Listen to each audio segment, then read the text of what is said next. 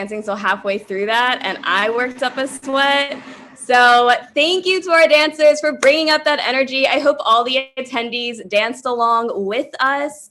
We are so happy to see y'all. So there are 200 people attending right now, over 200 people attending right now. And that's amazing, right? This is virtual, so it's amazing to see all of you here. I'm gonna invite my dancers to sign off, like not sign off, but you can close your video down. So you can say goodbye to everyone. We're going to get started right now. Thank you again. You were wonderful and brave, and I love that energy so much. So hi everyone, my name is Victoria Stitt, or Miss Stitt, whatever you prefer. My pronouns are she, they. I am an upper school diversity coordinator. I work closely with Polly Kimberly and Frank Jackson. We put this all together with all of these students. The students really did the heavy lifting. So I just want to welcome you all. Thank you for attending. This is the 6th annual SCHout Conference, and we are so excited about how many of you guys are attending. Again, it's virtual. We are so exhausted looking at screens all the time, but I'm so happy that you are here. So we want to also welcome the adults, and we look forward to getting to know you all also when the students are in their home groups and their social action workshops and all those things. So I'm going to turn it over to Miss Kimberly. Hi, everyone. My name is Polly Kimberly. My pronouns are she, her, and I'm so excited to have everyone here this morning. It's a far cry from our first annual SCHout, where we were anxiously thinking about how if we got 65 people to come, we'd be in good shape. We're thrilled to have so many of you here with us today, and I'm going to turn it over to Frank Jackson. Hello, everyone. My name is Frank Jackson. My pronouns are he, him, his. I'm excited to be here today. One of my favorite words is equity, and I believe SCHout is a great opportunity for equity of voices. So I'm excited to hear, and our students have prepared so many different opportunities for y'all to plug in.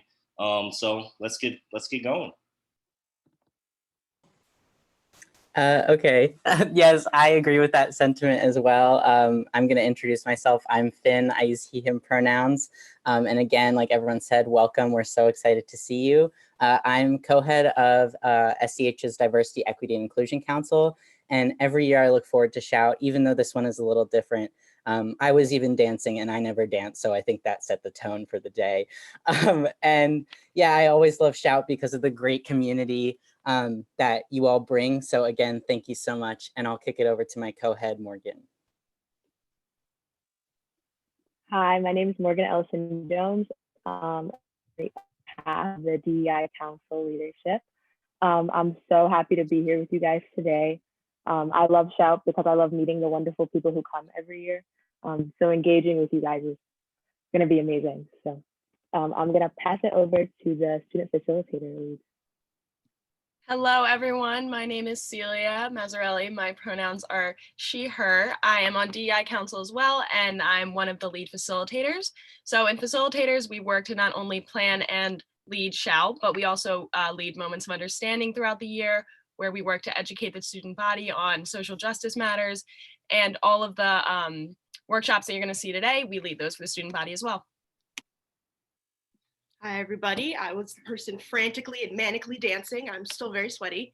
I'm Leah Jones. I'm a senior. I'm one of the co-heads of student facilitators, and I use they, she pronouns.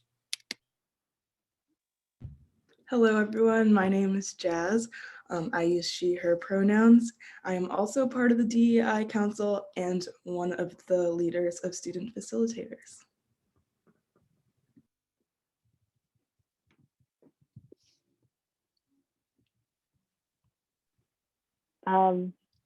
So now we are going to introduce our SCHout 2021 keynote speaker, Adorian Murray Thomas. Adorian is the founder and CEO of She Wins, a leadership and social action organization for middle and high school girls in her hometown of Newark, New Jersey. Adorian founded She Wins to create a pipeline of college, career, and community-ready young women leaders, working particularly with young women who share her story of losing a loved one to gun violence. Today, She Wins has reached more than 500 girls in the greater Newark area through their summer after school and community workshop programs. Adorian has been recognized as a President Obama White House Champion of Change, Glamour Magazine College Woman of the Year, The Root Magazine Young Futurist, and was featured in Essence Magazine's Black Girl Magic docuseries. Adorian recently made history where at 23 years old, she became the youngest woman ever elected to the Newark Board of Education, the largest public school district in the state of New Jersey.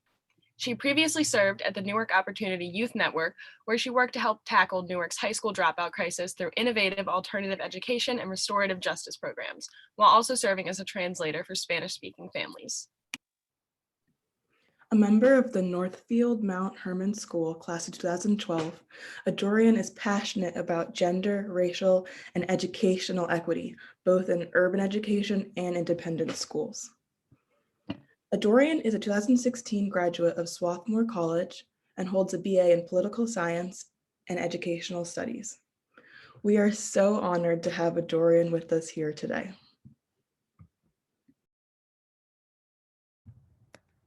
Wow, good afternoon. It's so good to see you guys and hear you. Good morning, good morning. Oh my goodness, right? My mindset is still thinking about Hey Y'all came on. So, because listen, I rocked with every song, but Hey Y'all is like my generation, that's my time. So when that came on, I was behind my screen cutting up as if I was in the Outkast video. But honestly, it's so good to be here with each of you today. And I'm just inspired by you. I'm inspired by y'all. And I'm hyped because we're gonna have us a good conversation and an incredible start to our day here at SCHout. So I'm going to share my screen and get us started. If you can, real quick, just so I have an idea, drop in the chat. I want to see who's in the room real quick. So drop in the chat what year you're in right now in school, and what grade and what school you actually go to. I know we've got over 200 folks. I know we've got teachers, we've got students, we've got folks from CHSA, we've got other schools. Drop in the chat for me. Who's in the building? Who's in the building? And if you're from Jersey, I'm gonna be a little biased. I'm giving you extra love, even if you got like a family member that I'm sending you some love. But drop in the chat. I want to know who's in the building while I get my screen up.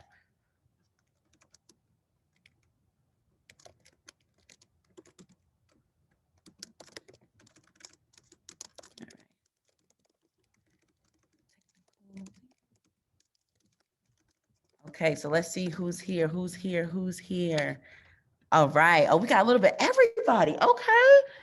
We got Westtown, Morristown Friends, Baldwin, Abington, Norwood, okay, Haverford, Woodline, Prep, all right, Tatnall.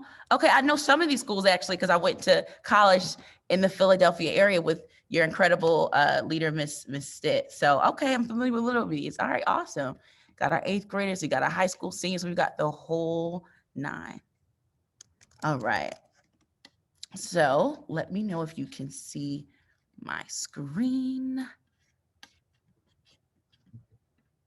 Okay. Oh, that is not my screen. What do you guys see right now? Does everyone see you see the whiteboard? Okay. Let's change that. I'm not sure what that is.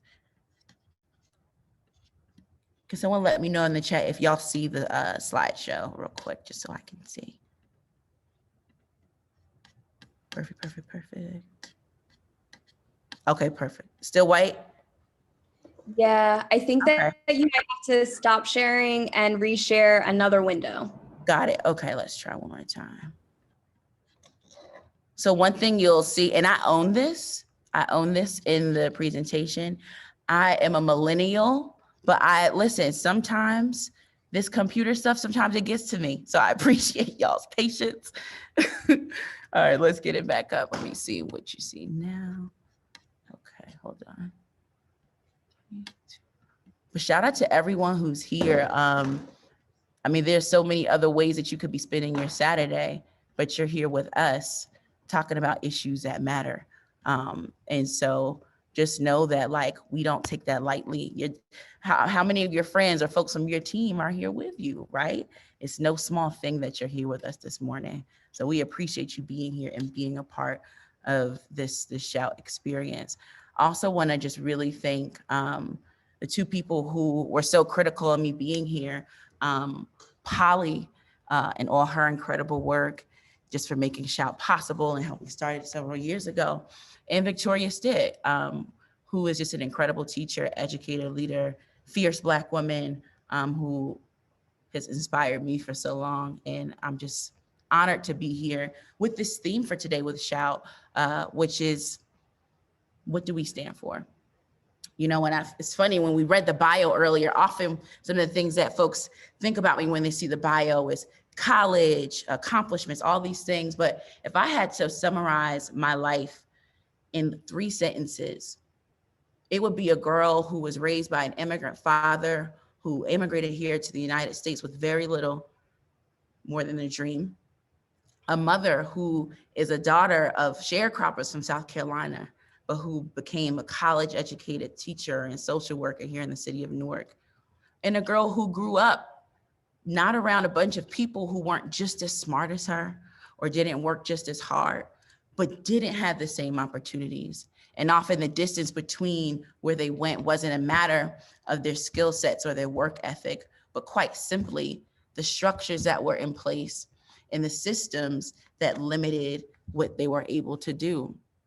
And so when I think about what we are here to do today, I think about the fact that y'all could be so many other places doing so many other things, but you've already decided that you want to be a part of something greater. And as a young person, you actually come from a long lineage of people who decided that they wanted to be a part of something greater. About 50 years ago, we all know MLK and what he stood for in civil rights and the protests, but often we don't know about some of the young people who helped make that work possible. He was trying to gather a protest in Birmingham, Alabama, so that civil rights be able to be advocated for. And the main people he went to originally were the adults. Unfortunately, the adults said, listen, I can't afford to miss work and risk losing my job. And so the people who he went to next were college students. A number of the college students for this particular protest weren't able to come. And so guess who the next set of major volunteers were? Middle school and high school students, just like you. They ended up creating one of the biggest protests of the early 1960s, and it was 1963, called D-Day, where literally there was a sign that someone put up outside of each school that said, it's time. And the young people could see it from their window, and that was a sign for them that it was time to leave their schools and start the protests. And so there's footage of them literally hopping out of their school windows, running out of the building so that they could go and be a part of a protest that would amass thousands of young people just like yourselves, marching to desegregate the Jim Crow South. We know that ultimately the South was desegregated, but we often don't talk about the fact that there are so few people who get credit for it.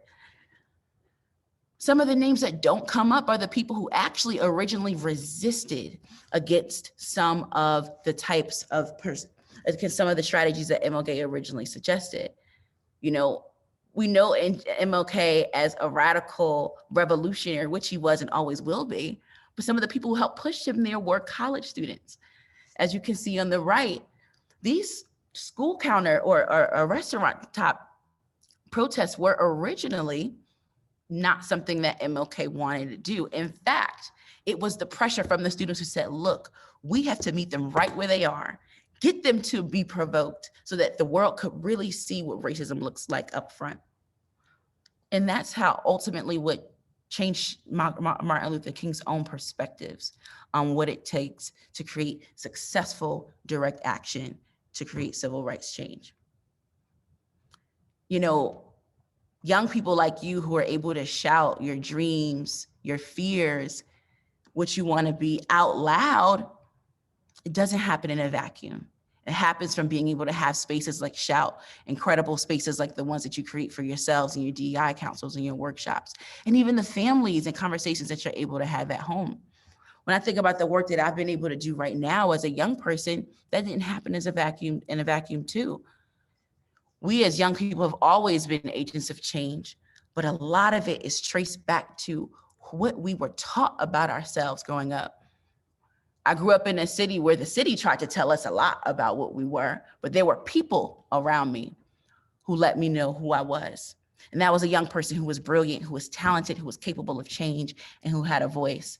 I vividly remember one time being in school, this was in 6th grade, a girl came into school with pants that had holes in them. And a teacher made fun of her in front of the class. And so afterwards, I went up to the teacher. I told her that I didn't think that was okay. And then I went to my mom and told my mom, we need to have a meeting with the principal. We had a meeting with the principal. The principal thought I was coming to talk to him about something that happened to me. I said, no, we actually need to talk about what happened to her. And it's in these little ways that we as young people, we know what's wrong and what we need to do about it. It's about whether or not we have the space to actually use our voice. When I think about the girl that sits there today in that dining room and cafeteria in my school and the girl who sits here right before you, there isn't that much of a difference. The only difference is what has happened between then and up till now that has allowed me to know my power, own my power, and be able to stand with other young people who believed in the same. Malcolm X says that if you stand for nothing, you'll fall for anything. And I'd like to believe that all of you are here today because there's something you stand for. You know that who you are, your Blackness, your Latinidad, your brownness, your queerness, where you come from, your womanhood, anything that society has tried to relegate you as other. It is not a flaw. It's not something that needs to be changed. In fact, it's something that's worth protecting. But we also know that standing up for ourselves and standing up for what we care about isn't always easy. And so what I'd like for us to be able to do today in these next few minutes is, before we get to the question of understanding exactly what it is we stand for, really being able to reflect on our why. What's our motivation behind what we stand for? Why are we choosing to stand anyway? When you think about the young people from D-Day who could have just stayed right at school, whose parents told them, you bet not go to that protest, but they jumped out those windows and those doors anyway to go. Why was the motivation, and what was the motivation before the why? And so a few things that you can expect in these next moments. I'm gonna have a couple pop culture references because I am young-ish. So laugh for me if you can. If it's something that you think is hilarious, give me some ha-has in the chat so I know that you're still with me. I wanna also just engage with you and hear with you directly. And so there'll be moments where you're asked direct questions or prompts to get your thoughts on things. And I want you to drop them in the chat and let me know how you feel. And if you can't speak for how you feel yourself, how do you think someone else in that position may feel or may could relate to? And then lastly, expect to be uncomfortable. I like to always root my work in both affirmation and accountability. Spaces where I can affirm you so you know everything about how powerful and talented and brilliant you are, but also create spaces where we can hold ourselves accountable to continue doing the work that calls us. And so before we dig in, I'd love to hear, what are some of the things that you value most, right? When we're thinking about what we stand for as young people, we also have to think about what are the things that are connected to us standing in the first place. And that comes back to our values. So drop in the chat for me, what are some of the things that you value? And I'm gonna stop my sharing really quick just so I can take a look at those. So some people are saying community, excellent. Equality, I'm just gonna read them out as they come out. Humor, empathy, radical love, that's right. Open-mindedness, relationships, that's right. Family, friendship, love, authenticity, these are all powerful. Mutual respect, family, fairness. I see family coming up a lot, community coming up a lot, equity coming up a lot, love coming up a lot. Self-love, health, trust, and justice. These are powerful. What's the last? So I'm trying to get to as much of them as I can, but it's interesting how all of y'all are coming from all these different spaces, places, schools, grades, backgrounds. Yet if we had to do a word cloud of the different words that were here, we'll see so many different ties and connections between them. What was interesting about this summer is that a lot of the values that we had as a society, we started to see them be tested. By the grace, we are here in 2021, but 2020 was a whirlwind. It took people, it took actual lives, it took jobs, it took people's faith and trust in systems and democracy and even sometimes our own neighbor. But it also really tested this values that we're talking about here.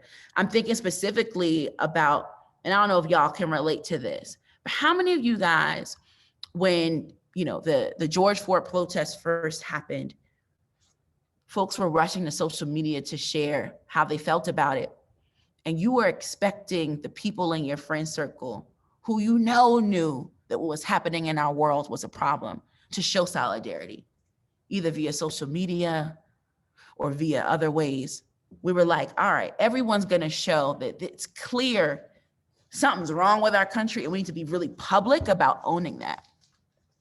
And so for me, I was really shocked. There were some people who I just knew were gonna publicly say some things in affirmation and in support of this that I heard nothing from. And I see a couple of you guys can agree with that in the chat. On the flip side, there were also these folks who would do some simple things, right? So they put, certain things, squares on their pages, which again, I'm not even gonna lie, I still have the square on my page, right? So I know that whole day was confusing, so no disrespect to the squares. Or would maybe send a text to me saying an affirmation, right? But then on social media, I would see them saying something super problematic just a couple days later. And so it was interesting to see how the values that some folks said that they espoused actually differed from their actions. We even saw that with certain companies, right? You had these companies that are making millions and billions of dollars that have been there for forever and would literally, it took all of this for them to finally say, well, yes, racial equity is something we should care about, or trans lives actually do matter, or Black lives do matter. And so it begs the question, if you really value something, why is there often such a distance between what we do and what we actually say we care about? There was something that quotes when we think about MLK that always comes up, right? The world always bends towards the direction of justice. I have a dream. But some of the things, one of his most famous quotes that folks don't always know about is this one right here. And if you're familiar with it, let me know. But this is his quote that's really questioning some of those same folks and patterns that we just spoke about, right? People whose actions don't always match up with their values. He said, I must confess that over the last few years, I've been gravely disappointed by the white moderate. I've always almost reached the regrettable conclusion that the Negro's greatest stumbling block in the stride toward freedom isn't necessarily the White Citizens Council or the KKK, but the moderate who was more devoted to order than to justice, who prefers a negative peace, which is the absence of tension, to a positive peace, which is the presence of justice. Justice and peace were some of you all's values too, who constantly says, I can agree with you in the goal you seek, but I can't always agree with your methods. How many of us, does that sound familiar? Who paternalistically feels that he can set a timetable for another man's freedom, who lives by the myth of time, and who constantly advises the Negro to wait until a more convenient season. Dr. King was so fed up with the ways in which folks' values didn't always align with the actual actions that they did, that he, on his most famous national monument speech that we commonly know as I Have a Dream, the speech was never actually called I Have a Dream. The actual original title on the draft that he brought up to the podium was called Normalcy Never Again. You see, Dr. King was fed up just like all of us are. He was fed up that we had been so complacent with accepting the way things were, with accepting even the way people showed up and showed allyship and solidarity, that he actually called his speech Normalcy Never Again. And it became the I have a dream speech, because actually when in the script of it, dream wasn't even originally one of the primary words within the text. It was just something that came naturally. How many people knew this? How many people knew that the actual speech was called Normalcy Never Again? And I see some going to some things in the chat. Wow, it's interesting. A lot of people saying they didn't know, but a lot of people agreed with the challenges there that we shared. You see these pictures here. I think about when I was in high school and you all's age, and the ways that I was dealing with what it meant to be normal. You know, I was a little Black girl from a predominantly Black and Latino city in Newark, and I went to high school in 4 hours away in Western Massachusetts, predominantly with people who didn't look like me. And while I always knew that I wanted to be there, and that in a sense, like I actually felt like that place was my home, there was a real sense of just like trying to figure out like, how am I gonna make this work for me? So like the picture on the left side, that's my freshman year, right? There was never a day I went freshman year without making sure my hair was straightened, right? I remember the first week of being there, I learned that I had an accent. And then I was like, well, me, how do I have an accent? When I'm home, people say that I sound like a nerd, right? And then consciously being mindful of the types of words that I said and how I said them, right? So I wouldn't be accused of having an accent again. Or wearing my little apple bottoms and my Fat Farm outfits that were the wave at the time in the late 2000s, right? But at my campus, everyone was wearing Hollister and Abercrombie and Lacoste. And by December of my freshman year of high school, I remember calling my mom and saying, "Mom, I have to get some Hollister. I have to get some Abercrombie." So much so that the winter break of that year, she literally sent me a huge box of a bunch of Hollister clothes because I refused to wear things that would make me stand out too much. You know, there's this interesting way in which the pressure to be normal can push us back from so many parts of ourselves that we thought were just who we were, depending on where you are.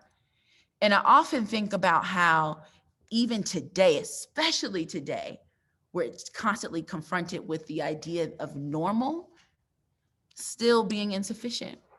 None of you would be here today if you were quote unquote normal. Because a normal kid isn't coming to a shout on a Saturday in a pandemic in January. A normal student isn't missing hanging out with their friends to go to DEI groups. A normal student isn't having tough conversations with their friends and their classmates about issues of identity when they really could have just stayed silent and let that person just get away with saying whatever it was problematic that they said, right? That's not normal. But that's not why you're here. Because you're here because you know that normalcy is not the expectation. In fact, normalcy is so dangerous that if we stay there, we not only potentially lose parts of ourselves, but we lose parts of what justice could actually look like for generations to come after us. You know, one of the things that I found myself saying at the beginning of this pandemic is I can't wait for things to go back to normal. But now we know that normal before wasn't that good either, right? It wasn't a good thing that the norm was for essential workers who we now just know were essential, right? To barely be paid a living wage. It was never normal or okay for young people based off just what city they happen to live in or the school they happen to go to in that city to not have access to a laptop so that they could even participate in class and type up essays, right? None of the things that were normal before were enough. What were some of the things, and I want you to drop this in the chat, what were things that were normal to you before the pandemic started that you now know was never okay, and it's not a normal that you'd like to return to? I want you to share that in the chat.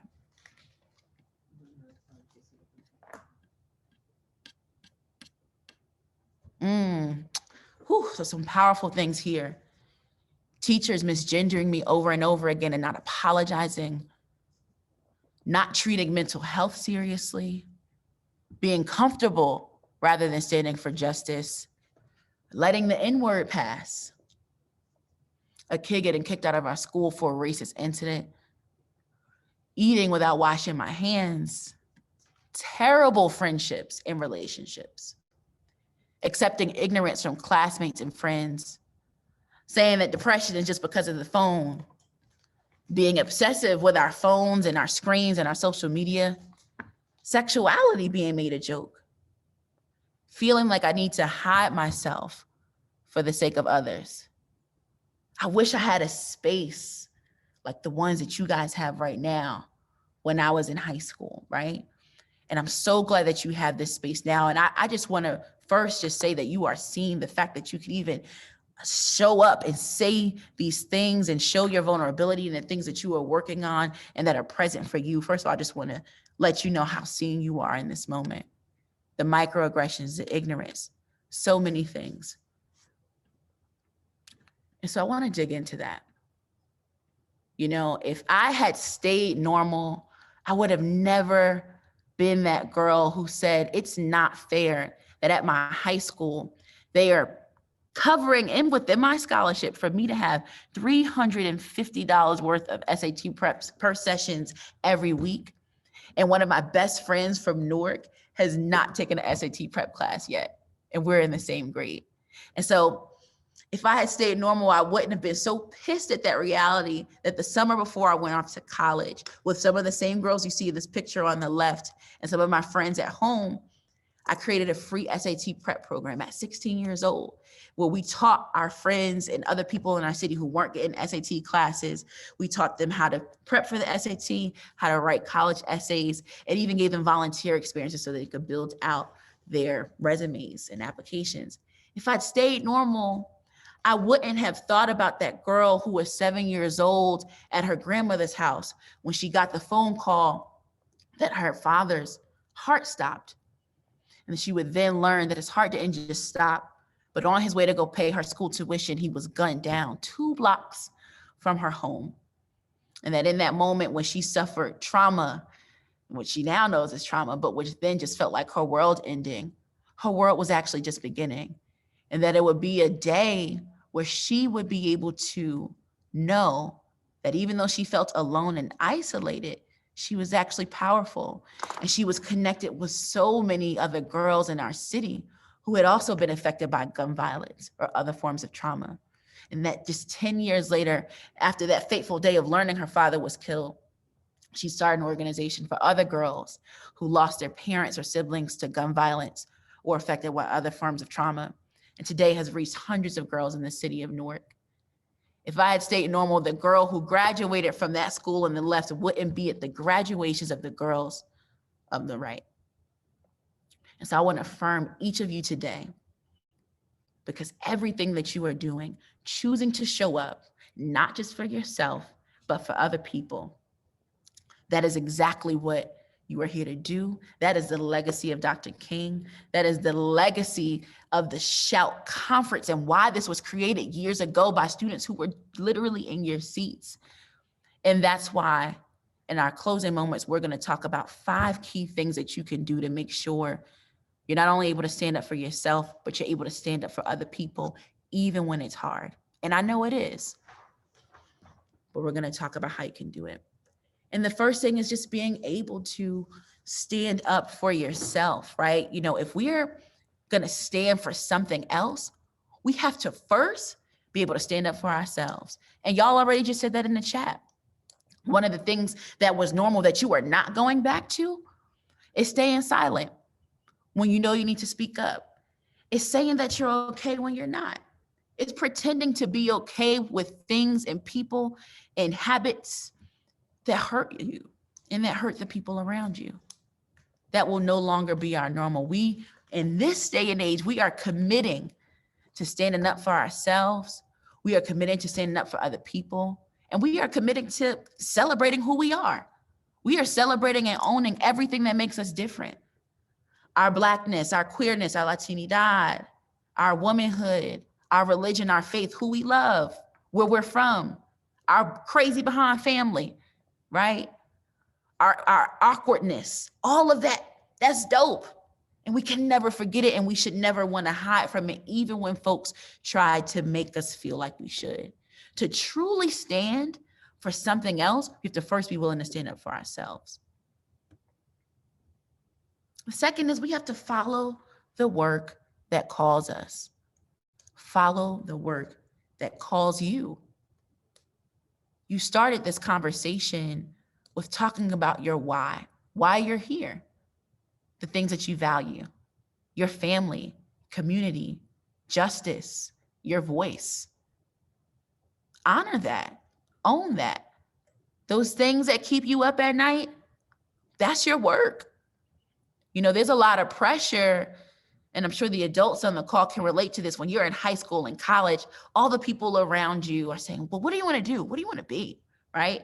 And there's this pressure to try to say things that you either think that other people want you to say, or to say things that you think the world wants you to be, right? Well, okay, well, I know I have to go to college and I have to make this amount of money and I have to do it by this time and this, right? And all those things are real. But what's calling you? What's keeping you up at night? What's making you, after being at school all day on Zoom, after going to practice, still say, I'm going to come to DI, still say, I'm going to come to this affinity group, still say, I'm actually going to send that email to the administration and have that tough conversation. Still say, yeah, at the dinner table, I'm going to check my dad or my mom on what they said, or my sister or my brother too. That's your calling. That's your work. You are to honor that, because no one can handle that load exactly the way you can. Follow the work that calls you. Thirdly, celebrate the small wins.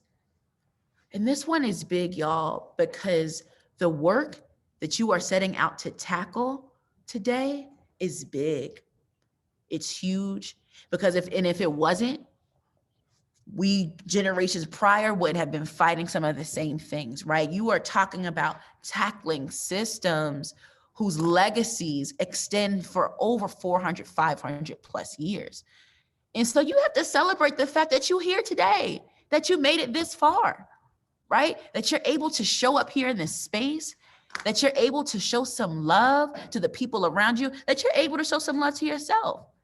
Celebrate the things that you and your DEI group or the different affinity groups you work with have actually done, right? The meetings that you've had, the conversations that you've had, the work that you've done, the protests, the demonstrations, the posts, right? Even if, you feel like it's small compared to some people, right? We do live in an age where it's so much pressure to compare what we're doing with other folks are doing. Well, oh man, our event didn't have as many people as we planned. Our post didn't get that many likes. That many people didn't come to the Zoom, but you did it anyway. And for those people who were there, who did show up to the Zoom, who showed up to the meeting, who had that conversation, who saw that on your story, or actually were like, dang, that was because you posted in the story, you never would have thought about it. That sparked a change that did something. So I want you to celebrate your small wins. Right now, I want everyone to drop in the chat, what's one thing so far this school year or over the course of your years in high school, or if you're in the lower school, what's something that you can celebrate that you accomplish? Whether you consider it small or not, what is one of your wins? When I think about everything that you guys have done, none of it is small. All of it is important, because when any legacy from a great, like a Martin Luther King, a Fannie Lou Hamer, a Stacey Abrams, a Shirley Chisholm, it started from a small act, right? At first, it started with something that they thought was small, but actually it was not small at all. And I want you guys to look at the different things you're putting in the chat. I won't read it because I want y'all to actually look at what everyone else is saying, because there's some powerful stuff in there, all right? This is your tribe. This is your crew, and y'all are doing it. None of it is a small feat. This next one, we got to be willing to check ourselves, y'all. We have to be willing to check ourselves. All of us are here at SCHout because we are either occupying an identity of that's traditionally oppressed, or we are an ally to someone who is in that space doing that work, or who shares that identity, right? We all can relate to that. But there is something to be said about being a person who can straddle both positions of privilege and oppression, right? Just because you are from a background that has been marginalized or overlooked doesn't mean that you are above reproach. And you can also be problematic sometimes, right? or need to check your own stuff. And so I know for me, I'm constantly saying, Adorian, who is missing in your conversation, right? Who's not in the room? Who's not in the table? Whose perspectives aren't you thinking about? You got to be willing to check yourself, because a great person said, if you got to check yourself before you wreck yourself, right? There's this 3 questions that I like to reflect on, and you could write these down because you could put this in your journal. You could put this in your practice. Within your groups, you could reflect on these, but these 3 questions always help you get to the point where you can have that real moment of accountability. Who am I? Am I all that I say I am? Am I all that I ought to be? And it's okay if the answers to those 3 need work. But it's in the striving, it's in doing the work, it's in working to actually get there that we see the gains. And you apply that to the work that you're doing too. You can apply that to your personal goals, personal things that you're working on for yourself, because you know the things personally that you need to work on, right? Maybe it's how you talk to yourself, how you take care of your mind and your spirit. Maybe it's how you talk to other people. Maybe it's how you allow other people to talk to you. Right? So we want to hold ourselves accountable to those things that we have to work on, but then also the things that we need to do within our work to make sure it gets to its next level. One of the things that I love about Martin Luther King, and you saw this in our first slide that I started with, had he not been willing to listen to those young people at SNCC, like the Stokely Carmichaels, like the Diane Nashes, who said, look, actually, I think we need to be a little bit more gully, Dr. King, with how we deal with this work and really let people see just how violent and vicious white supremacy is, we may not have even had the Civil Rights Act and the Voting Rights Act. Dr. King was willing to listen. He wasn't just willing to check the white moderate, he was also willing to check the man in the mirror. And that's a lesson for us all. And lastly, I want you to remember that the work does not end or begin with you. I'm gonna say that again. The work does not end or begin with you. You know, you stand on the shoulders of so many people who started these fights and who actually fought so that you wouldn't have to. But unfortunately, we had to inherit some of their problems too. And so we will have moments where we feel overwhelmed and we feel like, man, I'm giving this all I got, but it's not enough. But the work will build, and it has to build. So you have to trust that what you are doing is enough. I remember being in Prague and seeing these beautiful cathedrals, and the tour guide said, you know, most of these cathedrals took over 600 years to build. And so the majority of the people who started and built the actual foundations of the cathedrals were never actually able to see its full fruition. For my seniors on here, y'all have been coming to SCHout or doing this kind of advocacy work for a long time, right? This isn't your first rodeo. There are some things that you fought for that you'll see change before you leave. And then there are some things that you're not gonna see change before you graduate this spring. But it's gonna be the 8th graders or the 9th graders or the 10th graders or the 11th graders on the call. They'll benefit from the fight that you started. And so have faith that the work will continue, and that even if you may not see the immediate gains, it is still worth fighting for. It's still worth fighting for because someone fought for you. You think about a Colin Kaepernick. With this summer and all of the gains that came from the Black Lives Matter and coalition movements work, would it have even been possible without a Colin Kaepernick 4 years prior getting on a knee and losing his job and his credibility to take a stand?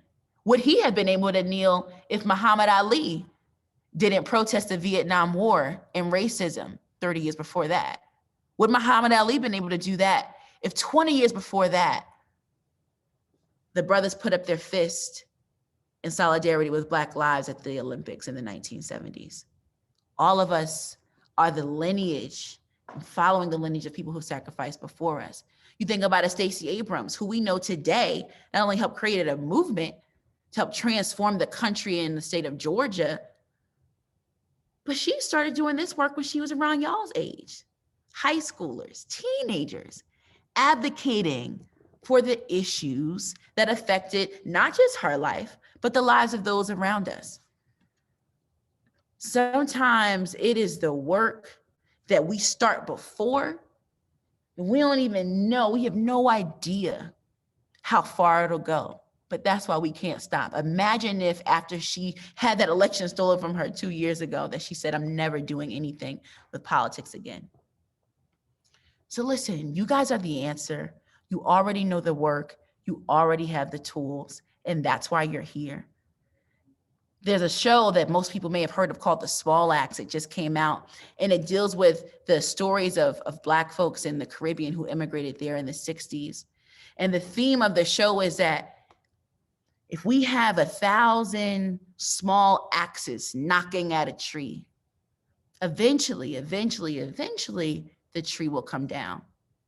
When I think of everyone here today, here at SCHout, from our students to our staff, I see each of you as a small axe, nubbing and nagging on the tree, nagging on roots that have been there for centuries, but that ultimately, with every protest, with every conversation, with every workshop that y'all about to get into, with every dance you do, every moment of joy that you use just to start off this conference, dancing and showing joy, with every act of resistance, ultimately, you'll be able to knock it down.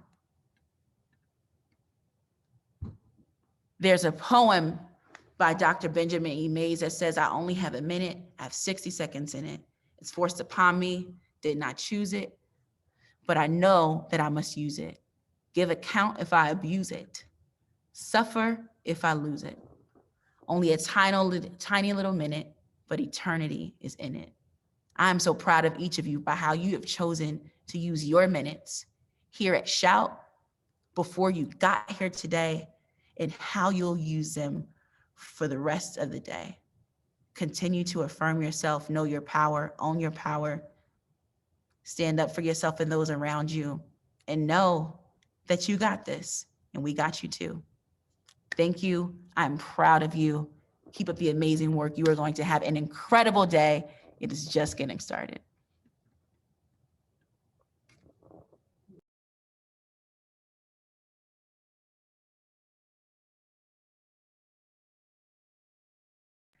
I know that there may be some time for questions, Victoria, but again, everything you guys are about, I'm just in awe of you. So I'm happy to be here. Take any questions, comments.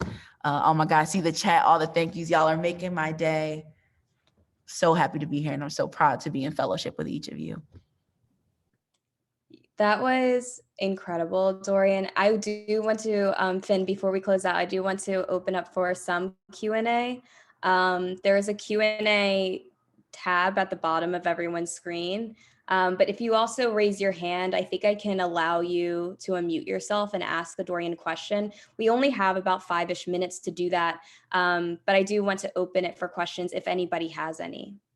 So you can either use the Q&A at the bottom, or you can raise your hand.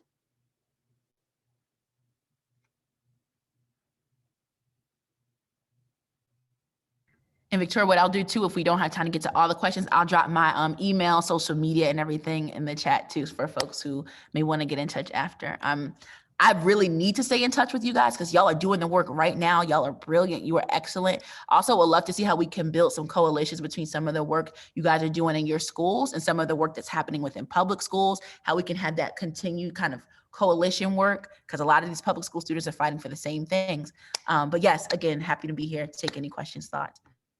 So we have a few. So I have Simone Neal said, did you ever feel nervous for going to your principal? I'm about to do the same thing, I think, but I feel like it's not that simple, or that is so simple. Absolutely. I was super nervous. And the first thing I did was I went to my mom. I was like, Mom, what am I supposed to do about this? Because my teacher's being problematic. And again, this wasn't a teacher who didn't look like me, right? This was a teacher who was from our community, et cetera.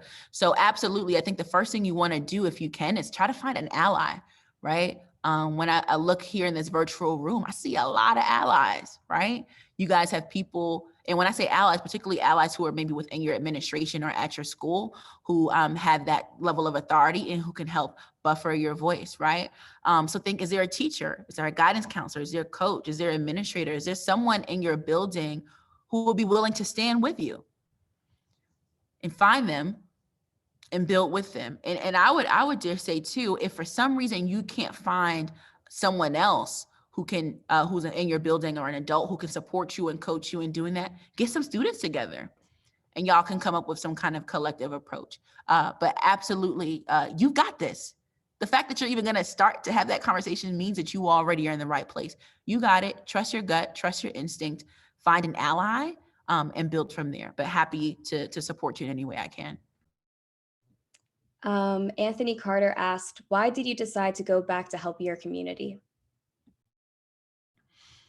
I went back to help my community because there would be days when I would be home from either break at NMH or in college, and I would drive past people selling drugs on corners who were the top math students in my class in middle school. And I knew that the distance between me being in my car on my way to work, right, or on my way home, and the person who was the smartest kid in my class selling drugs wasn't because they weren't brilliant and talented, or if not smart, or if not smarter than me, was because they didn't have the same opportunities or the same types of supports, right?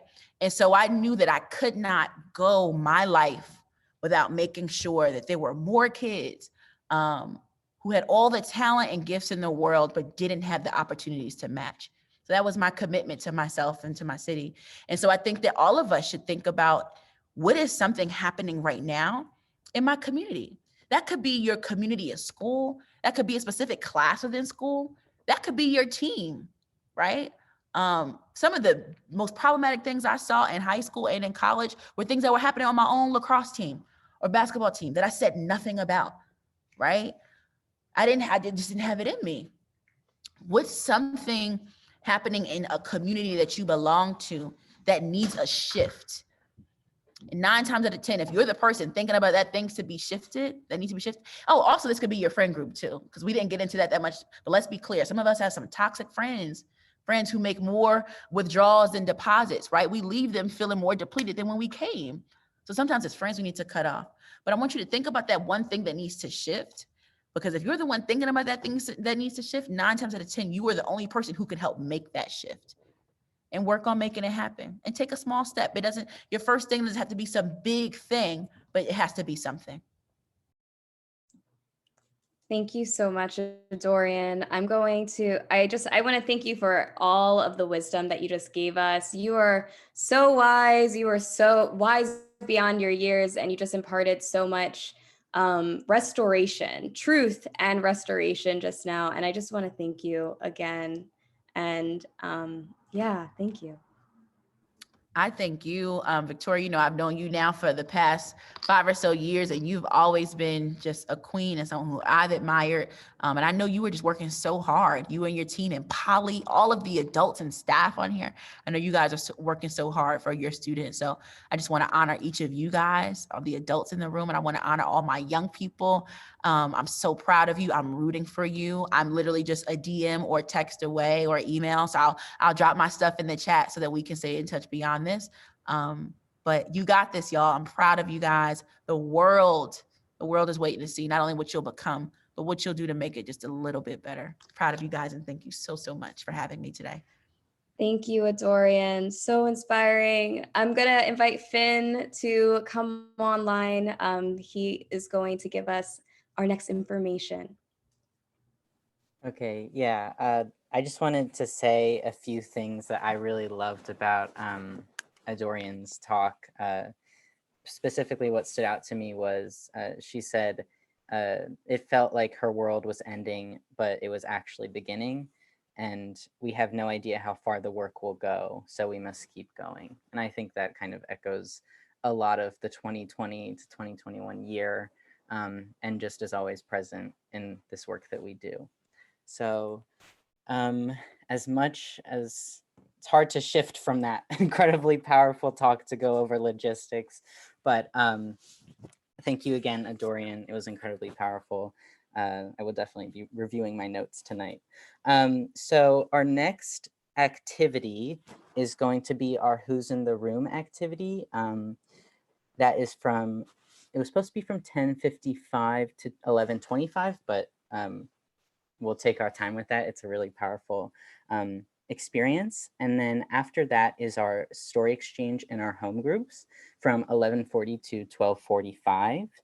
And then after that is our optional affinity group spaces from 12:50 to 1:30.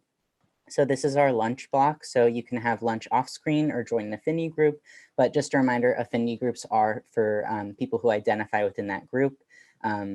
And yes, and then from 1:30 to 2:20 is our first social action workshop, and then 2:30 to 3:20 is our second social action workshop.